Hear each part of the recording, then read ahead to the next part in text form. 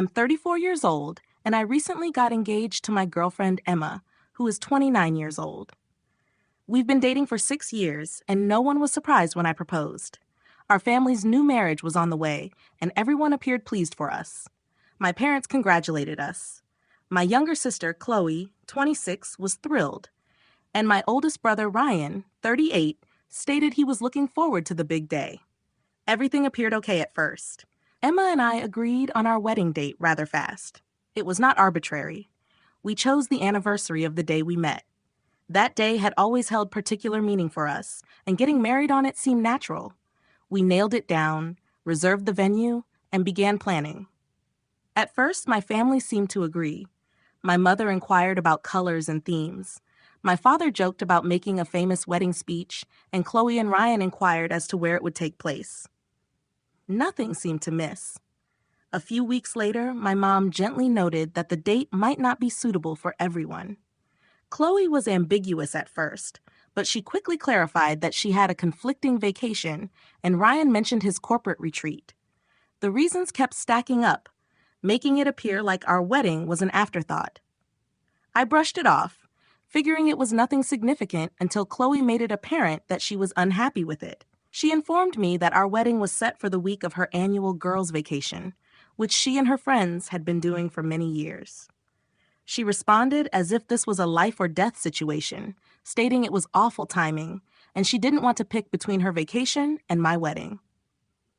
Emma and I were confused. Our wedding date had been set for months. Khloe's trip was something she and her pals might organize at any moment. It was neither a job duty nor a family emergency. It was a vacation. I informed her that she was of course invited to the wedding, but we were not changing the date. That's when my mother started pressing. She advised me to explore a compromise because Khloe should not have to miss anything essential to her. I said that our wedding wasn't simply essential to us. It was one of the most important days of our life. Instead of backing down, my mother doubled down, was behaving as if I was being difficult by not making concessions. Then Ryan joined in. He said that my wedding was on the same weekend as his company's large yearly retreat. Apparently, he went every year for networking and team development. He wasn't overtly asking that we change the date, but he did make it apparent that he'd have a difficult decision to make. At this point, it felt like my family was treating our wedding as an optional occasion, something they'd go to if it was convenient. My father remained fairly silent, but eventually stated, "A lot is going on that time of year," as if it justified their views. Emma was astonished. She'd always gotten along well with my family, and she never expected such a strong reaction to something as basic as a wedding date. She inquired whether my family had always been like this, prioritizing their own convenience before showing up for me. Looking back, I noticed that they had a pattern for doing this. They constantly expected things to revolve around them. My mother offered another solution, proposing we postpone. She kept presenting it as if we were being inflexible, when in fact we were the ones being instructed to rearrange things for everyone else. At this time, I'd had enough. I informed them that the date was final. We were not going to postpone just because Khloe wanted to drink cocktails on the beach or Ryan had a business function. We gave everyone plenty of warning, and they were welcome to come if they wanted, but we weren't going to adjust our plans to fit their schedule. Khloe did not take it well. She went on to say that I was being selfish and that family should come first. I reminded her that this was my wedding, not just any family meal. If she truly wanted to be there, she could forgo a vacation for once in her life. The situation began to worsen. A cousin contacted me, informing me that my family was discussing how difficult I was acting. It seemed as if they'd altered history. They weren't the only ones who failed to prioritize my wedding. I was the one making things tough by expecting them to be there. Some people supported me, while others claimed I was generating unneeded controversy. Emma warned me not to let it get to me, and she was correct. We were pleased with our decision, and we were not going to let this foolishness dampen our enthusiasm. Then I issued them a final warning. The date was established. We were not going to change it. If they wanted to be there, that's terrific. If not, it was their decision, but I wasn't going to continue entertaining this debate. Khloe and my mother refused to accept this and continue to push. That's when I knew it wasn't simply about scheduling issues. This was about control. My family was used to my bending over backward for them, and they didn't like that I was standing firm. Fine, if they didn't want to come, that was their decision. But I was not about to urge them to attend my wedding. Khloe did not let it go. She resumed messaging the day after I made it plain that the date would not change. There was no dispute this time, just one guilt trip after another. She went on to say that she had been looking forward to her yearly trip for months, that she had already paid for everything, and that it was unfair that she had to pick between a vacation and her own brother's wedding. Every few hours, another message would appear. She wasn't begging me to modify the date anymore. She acted as if I had harmed her by not doing it. Then my mother stepped in. Initially, the messages were not straightforward. They were subtle and almost casual things, like family should always come first, and you'll understand when you have kids someday. However, it didn't take long for her to shed the act and get to the point. She believed I was obstinate, and she was quite unhappy that I refused to be flexible. Apparently, Khloe was not the only one who had a problem. She began describing additional family members who were furious. No names, no specifics, just generic statements about how many people believe you don't care about your own family. Ryan stopped responding completely. There are no texts, phone calls, or anything. Until now, he hadn't been as outspoken as Khloe, but it was clear he had picked a side. I wrote him a couple of texts regarding wedding plans, not about the turmoil, and received no response. He decided his business event was more important, and that was it. Then my father finally spoke out. I expected him to support me, but instead, he paused before adding that he and my mother were debating attending. Instead of making a solid decision, he pretended that skipping my wedding was an unintended consequence of family difficulties. He attempted to soften it by adding something about how they didn't want any stress on our wedding day, but the message remained obvious. They were upset that I was refusing to give in, and they were considering skipping their own son's wedding because of it. Emma's parents, on the other hand, could not believe what was going on. They had been watching things unfold, and when they found out that my parents may not attend the wedding, they were done being nice. They repeatedly reassured us that we were not in the wrong and that no matter what my family did, they would totally back us. Emma and I agreed we wouldn't wait for my family to approve of our decisions. The wedding was still occurring, and we were looking forward to organizing it. We began refining arrangements, organizing events, and planning a day that would be exciting regardless of who showed up. That's when the family began dividing into teams. Some of my relatives, aunts, and uncles contacted me either to congratulate us or to confirm their attendance, but some were plainly standing with my parents and Khloe. I learned via the grapevine that my mother and Khloe had complained to everyone about how cruel I was being. They said that by refusing to compromise, I was causing problems. Then the Facebook post occurred. My mother never addressed me personally, but it was clear who it was about. A long, passive-aggressive post about how some people forget the value of family and how it's a shame when selfish actions tear loved ones apart. The remarks were equally as awful. A slew of relatives joined in, all ambiguous but unequivocally agreeing with her. Emma did not even blink. She just instructed me not to reply. She saw it for what it was, an attempt to lure me into further drama. And she was correct. If I got involved, it would develop into a huge disaster. Instead of being caught into it, I carried out the strategy we had all along. We sent out wedding invites. We included my relatives and made it obvious that they were still welcome. That's when Khloe and Ryan made things official.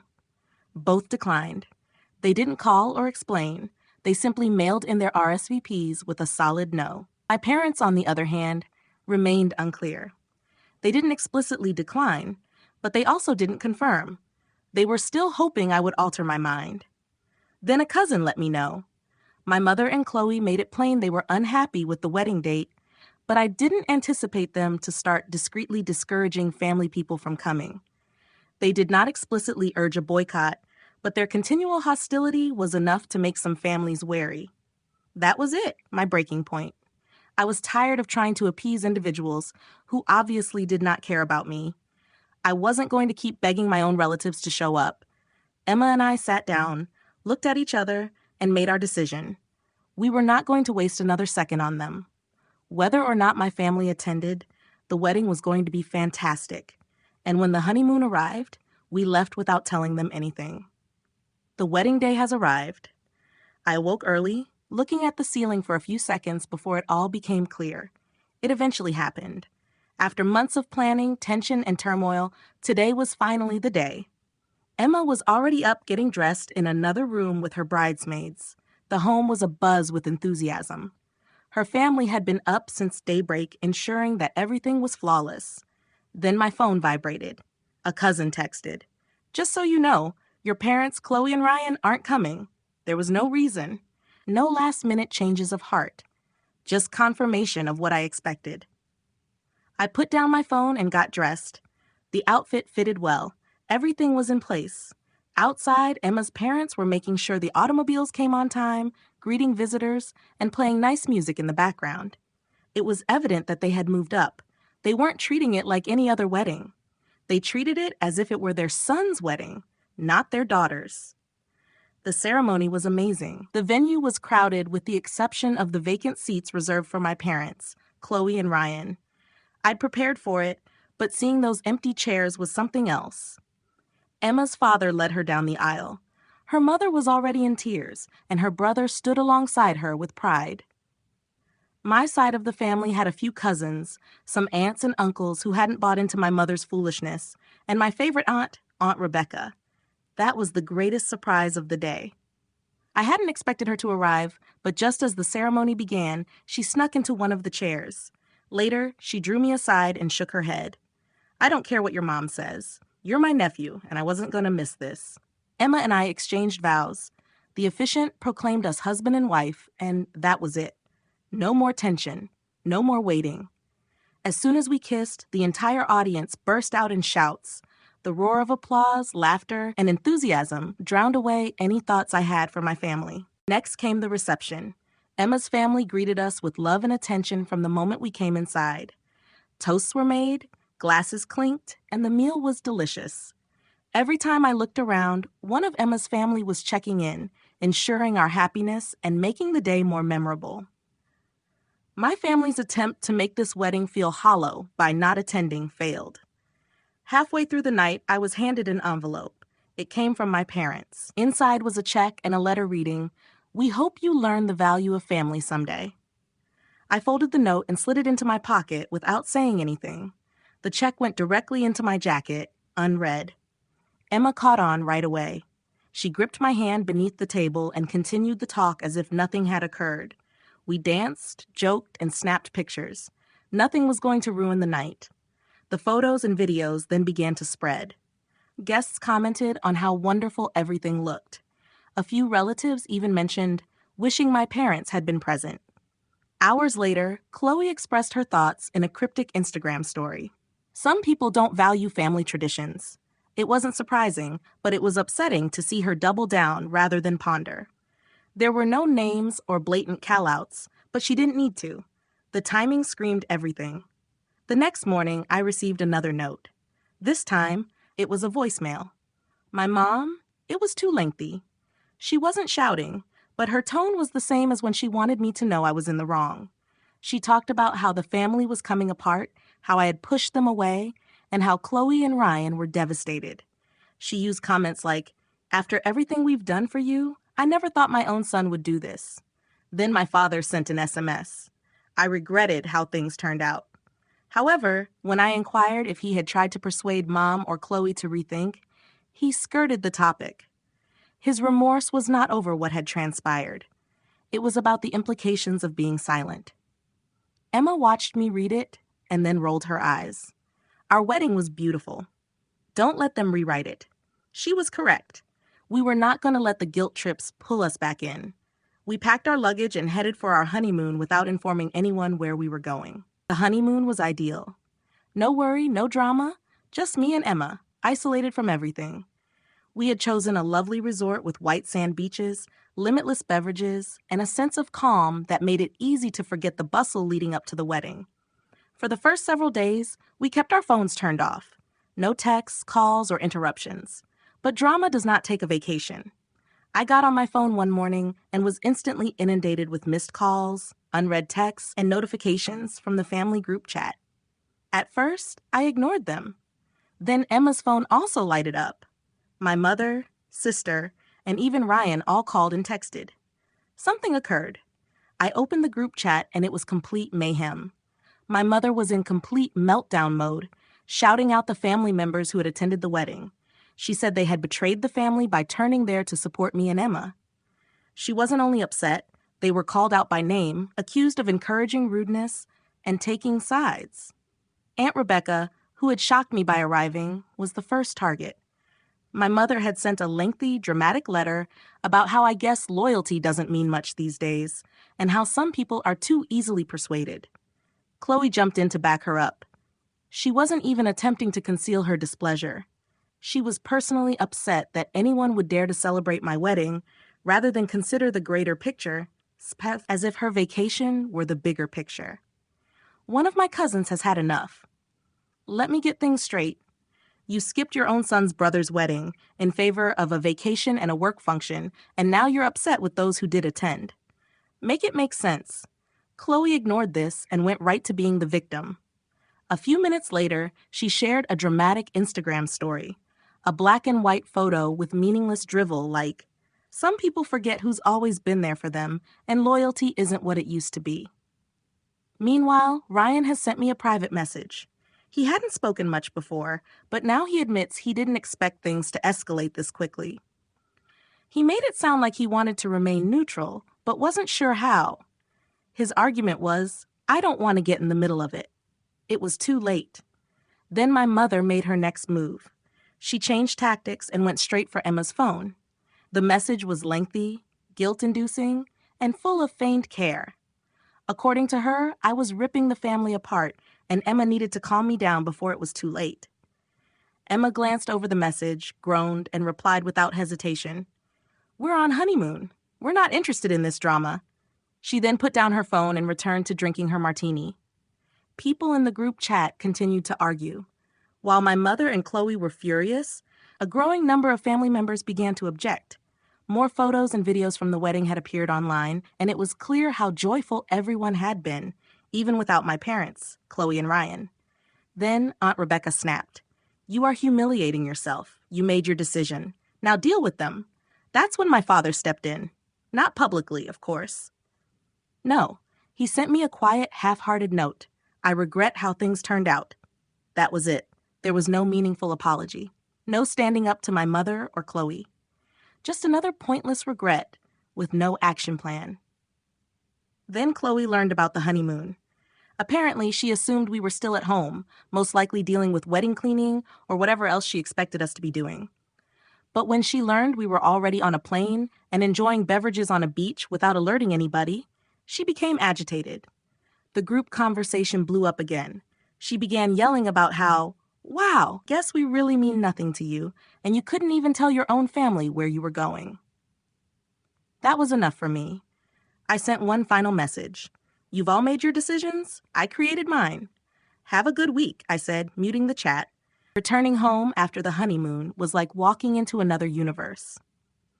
Emma and I had spent 3 weeks drinking drinks on the beach, while my family had gone through a downward spiral. The notifications began to arrive as soon as we landed and turned on our phones again. The first indicator of trouble was my mother's Facebook breakdown.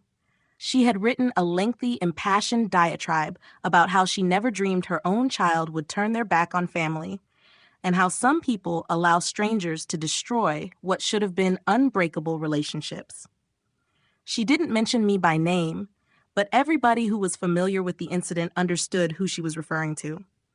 The comments were loaded with distant relatives joining in, some approving, some visibly uncomfortable, but attempting to remain impartial. Khloe was not far behind. She followed up with a sorrowful photo captioned, "Some bonds aren't as strong as you think." There were no names or outright call-outs, but the message was clear. She sought compassion and, of course, received it.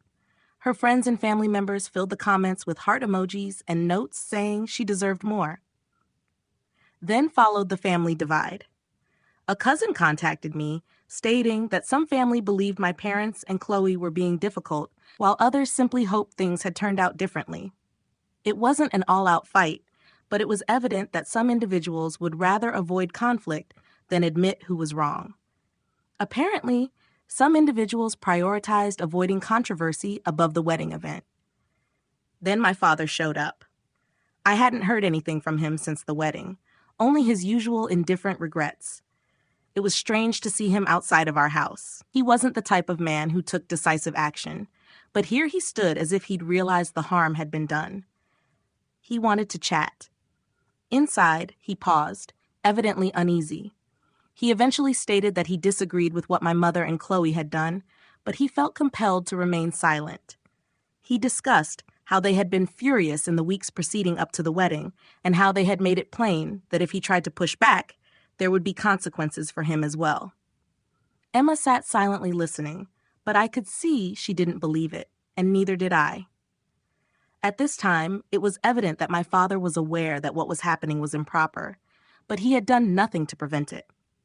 Now that everything had blown out, he wanted to play the helpless intermediary.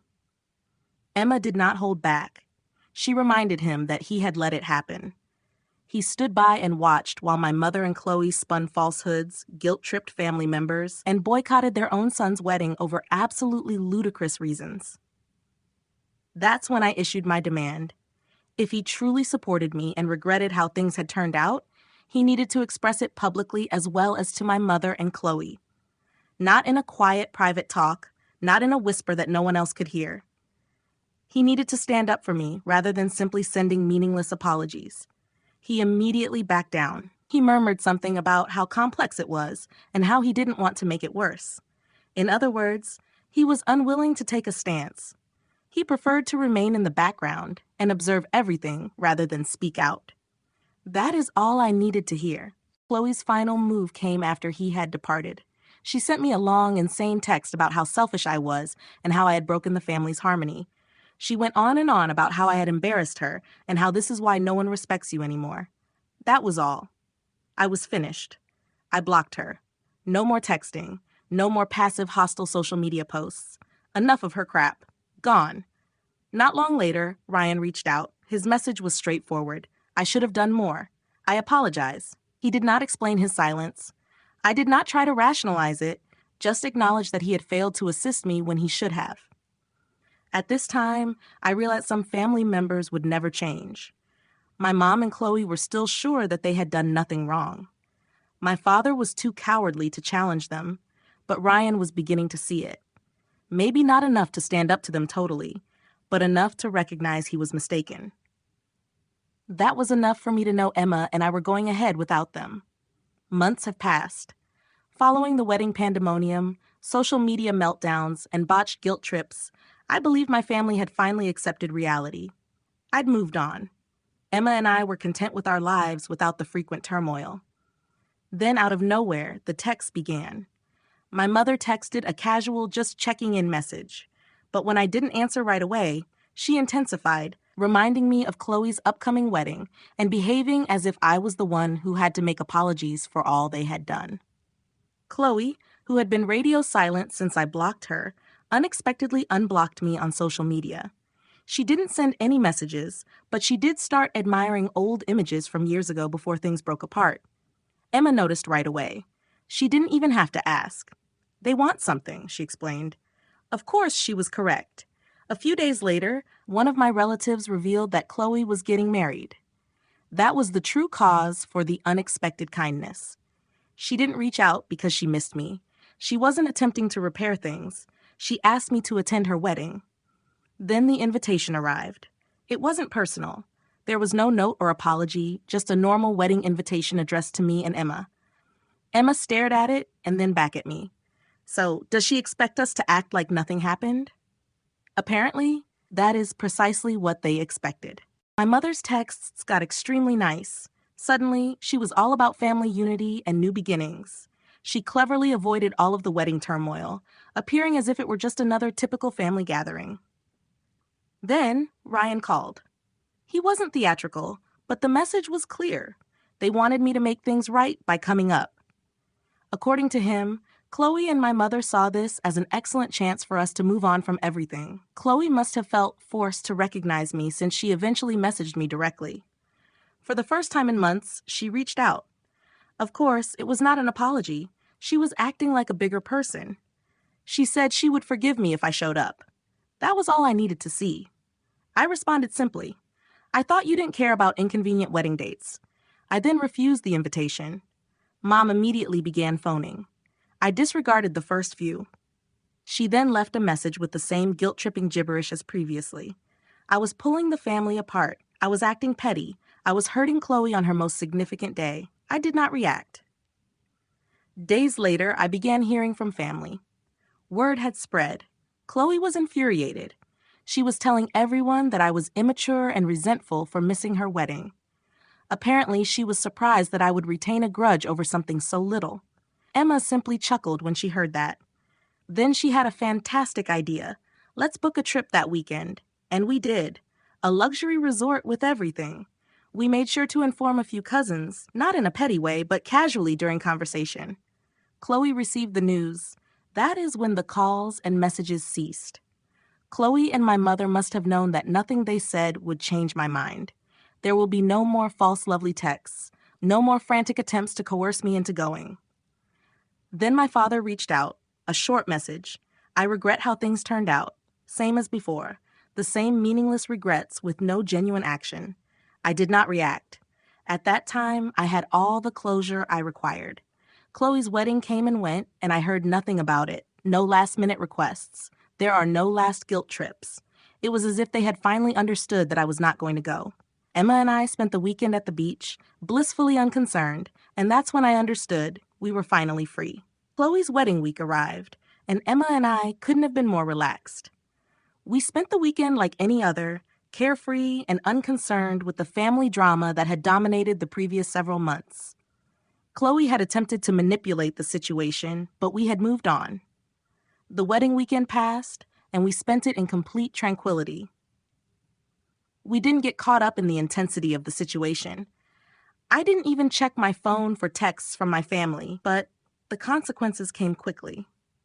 One of my cousins contacted me and couldn't stop laughing. Khloe had apparently been spreading the missing brother story to the rest of the family.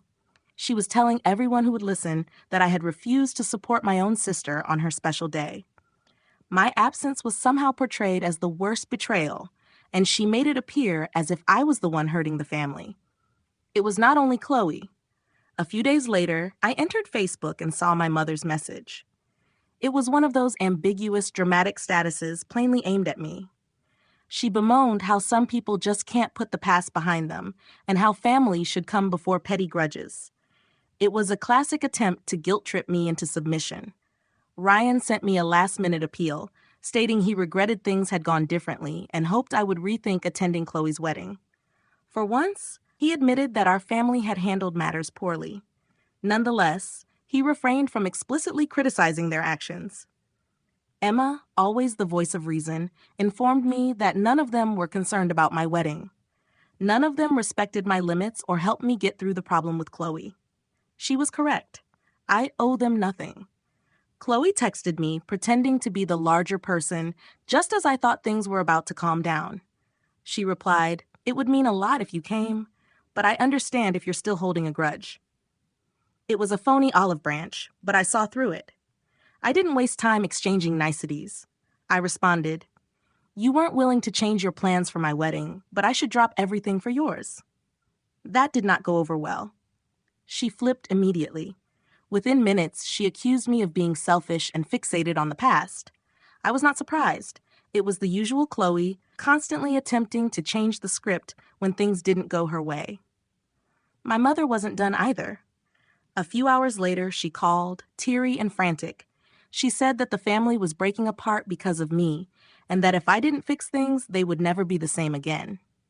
I was not buying it. I'd heard this manipulation too many times.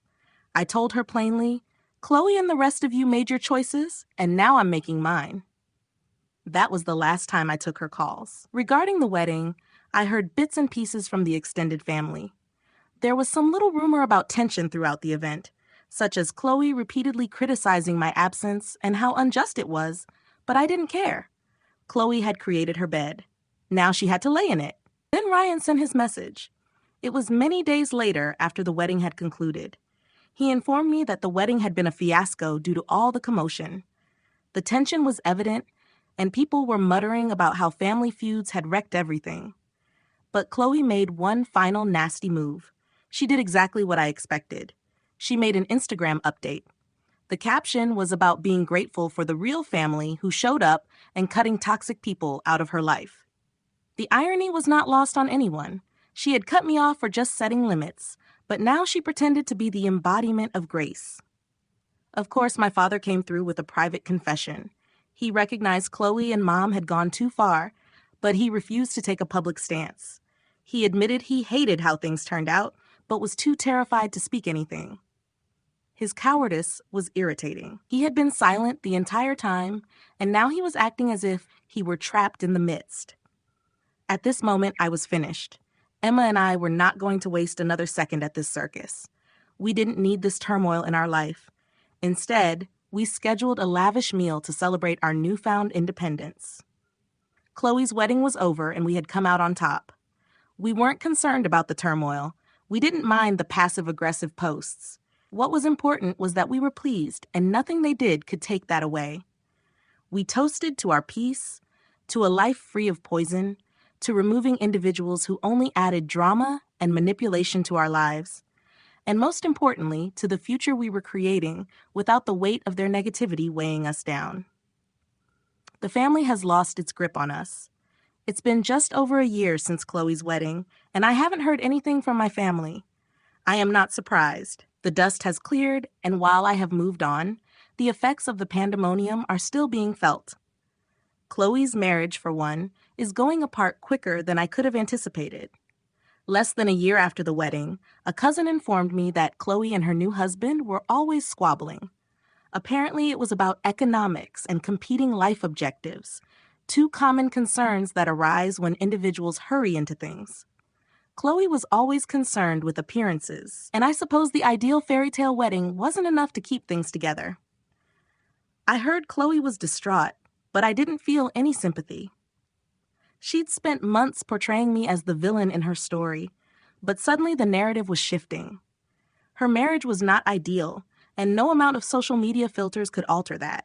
Mom, as predicted, was still pretending that everything was all right, even if it wasn't. She never recognized my wedding, not in private, not in public, not even with a half-hearted Facebook comment. She continued the quiet treatment, never sharing any images or acknowledging anything. She refused to acknowledge that the true reason I walked away was because she and Khloe had made it hard for me to stay.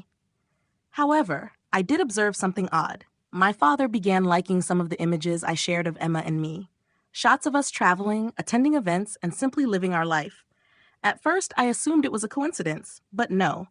He liked practically every image and even said, "Good to see you happy." Nonetheless, he never said anything publicly. He never recognized our wedding.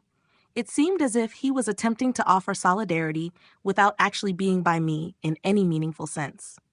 Ryan, who had remained relatively impartial throughout, began to exhibit indications of fatigue. He had contacted me a couple times, casually messaging about unrelated topics, old family memories, and mutual friends. Then one day, he simply said it. He confessed that the family's turmoil had affected him. He informed me that he could no longer keep up with the turmoil between Khloe, Mom, and Dad. He claimed he was constantly caught in the middle, attempting to mediate while everyone else exacerbated the situation. But Khloe's conduct wasn't improving. It was as if she couldn't take being the one left out of everything. I observed a series of hazy postings on her social media about growing up with poisonous people and recognizing who didn't care. It was obvious that she was referring to me, but by this time, I had stopped paying attention to her foolishness. Then the true twist arrived. Emma and I discovered we were pregnant. It was a watershed moment for us, something we'd been hoping for and working towards. We kept the news to ourselves at first, only telling a few supportive family members who had been there for us during the storm. But as much as we wanted to enjoy the occasion, I should have anticipated how my mother would respond. She learned from a relative, not from me. When she did, It prompted a breakdown. The first thing she did was contact me saying, "I hope you don't punish your child the way you punished your family." She had the audacity to blame me for not telling her first, as if she was entitled to the knowledge. Emma had had enough at that time. She blocked my mother and Khloe from all social media platforms, unwilling to put up with any more turmoil. I did not blame her. I'd had it with them for a long time, but Emma was trying to be pleasant to maintain the peace. The ship had sailed. My father sent me a note shortly after. He expressed concern about the family coming apart and asked if we could mend things before the baby arrives. It was the same old pattern. He asked me to simply forgive and forget to let it all go for the sake of family. But I wasn't falling for it anymore. I made it clear to him that only positive, supporting individuals would be in our child's life. No exclusions. I was not going to allow Khloe or Mom get us down anymore. This was a new chapter for Emma and me, and I wasn't going to let them wreck it as they did everything else. Ryan was finally seeing the light. He gradually distanced himself from Khloe and Mom. He stated that he could see how poisonous the situation had become and that he just did not have the stamina to deal with the drama. I could tell he was divided, but he understood deep down that siding with Mom and Khloe would just perpetuate the turmoil. Then came the final power move.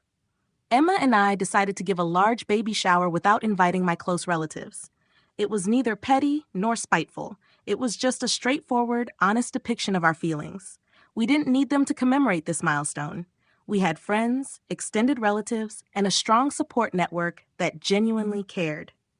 The shower was everything we hoped for. Happy, romantic, and stress-free. The individuals who mattered were present, and that is all that counted. We didn't need Khloe's approval or Mom's pretend pity. What is the best part? They had no idea. They weren't even on the guest list, and that seemed like the greatest victory of all. We had moved on, and we intended to continue our journey together without the baggage. It's been more than 3 years since Khloe's wedding, and whatever doubts I had about my decision to break connections with my family have vanished. Khloe's divorce was finalized last week, and the outcome was nearly poetic. Less than 2 years after the wedding, she had created a show of it, and now her marriage had entirely failed. I don't have all the specifics, but I've heard enough via the grapevine to know it was only a matter of time. She hurried into that marriage like she had with everything else, and the fissures appeared almost immediately. But true to form, my mother attempted to twist the whole situation. Instead of accepting responsibility for her failure, Khloe resorted to Facebook to spread the word about how she had been duped by a bad spouse who took advantage of her good heart. She made a lengthy statement about how heartbroken she was for Khloe, how unfair everything was, and how this was a lesson in trusting others. Of course, nothing was said about how Khloe's actions led to the disaster. My mother couldn't bring herself to accept her role in all of this.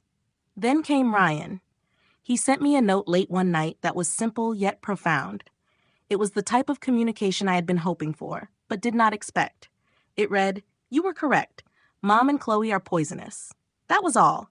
There is no fluff or excuses, just the facts. I was not even furious. Ryan had spent years pacing the line between us and them, attempting to maintain peace. But now he'd seen it as well, and I could tell he'd had enough. I did not respond straight away. I knew Ryan needed time to process, just as I did. A few days later, my mother delivered her apology. She sent me a lengthy email expressing she was sorry for how things had ended out and how difficult the entire situation had been for her. But as usual, it wasn't a genuine apology. It was more about how she was dealing with the consequences, how difficult it was to lose her kid, and how much she hoped we could all get along. She made care to note how much suffering she'd been in throughout the ordeal, which unsurprisingly did not include addressing how much she contributed to the disaster. Then the real kicker arrived. A cousin, with whom I still maintain some sort of contact, reached out to warn me about a family gathering that my mother was preparing. Mom apparently planned a surprise gathering to push me to make apologies. She informed everyone else that she was praying for a miracle that would reunite the family.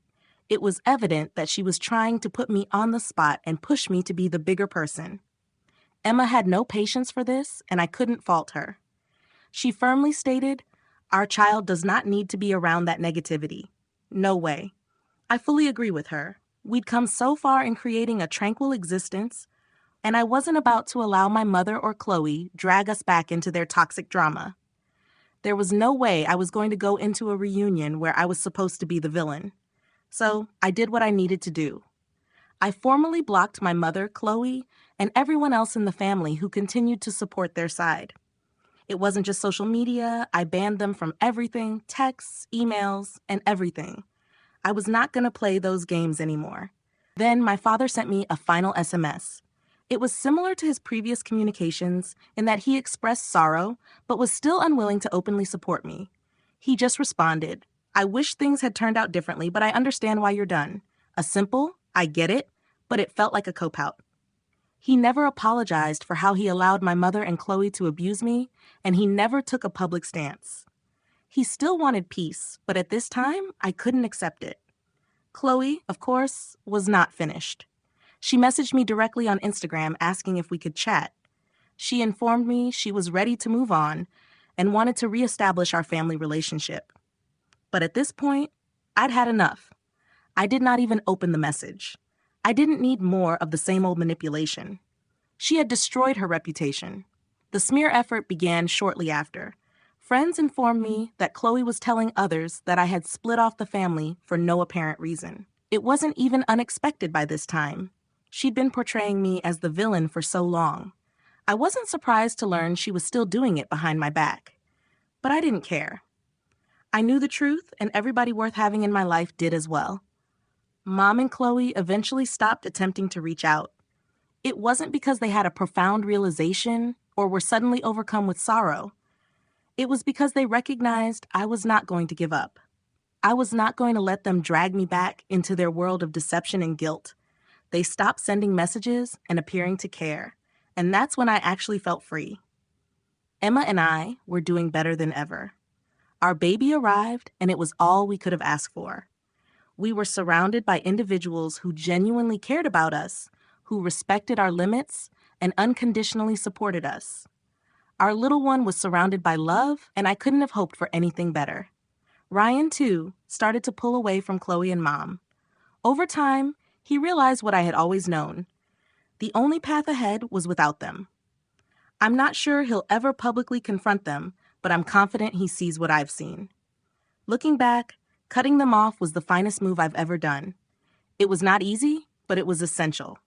I constructed a new life, a better life, and I'm grateful to everyone who helped me along the way. The rest of the family can continue with their current activities. But as far as I'm concerned, I have won. I choose serenity. I decided on Emma, and I selected my child.